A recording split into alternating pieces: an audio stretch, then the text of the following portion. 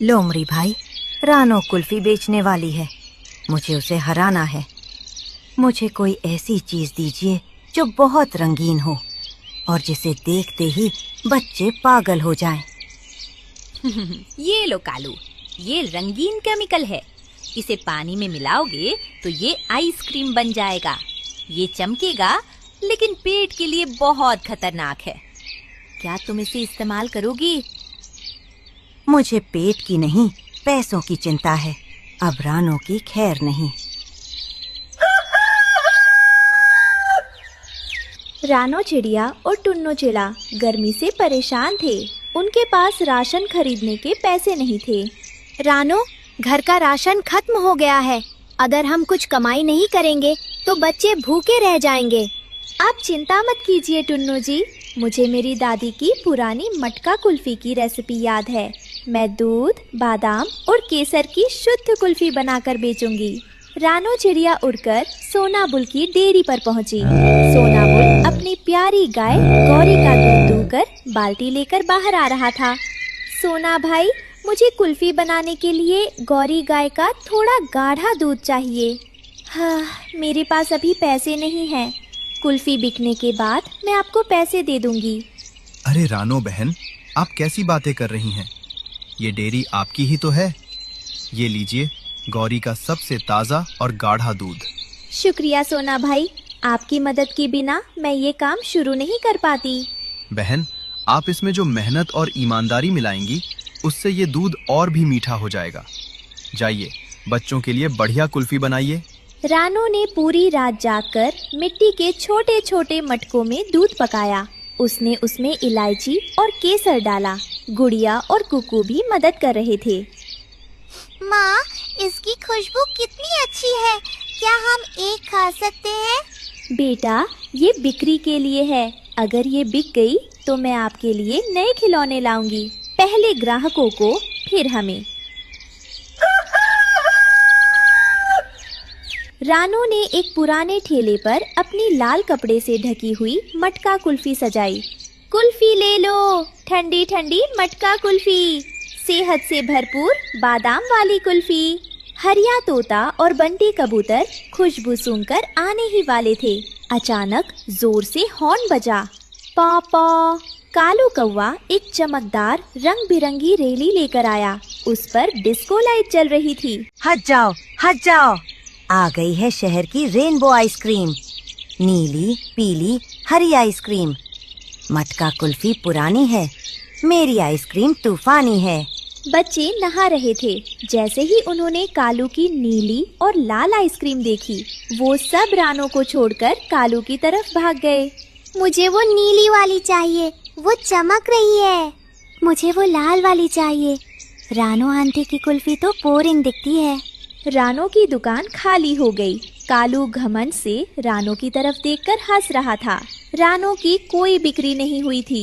उसके बच्चे गुड़िया और कुकू कालू की रंगीन आइसक्रीम देखकर ललचा रहे थे।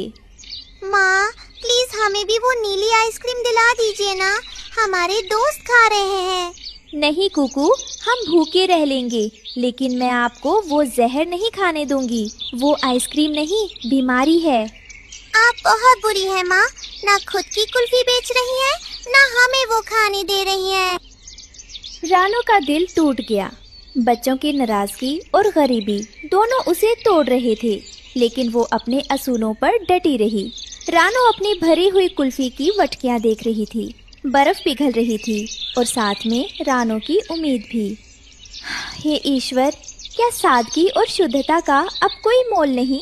मैंने इसमें कोई मिलावट नहीं की, फिर भी मैं हार गई। मेरा नुकसान हो रहा है।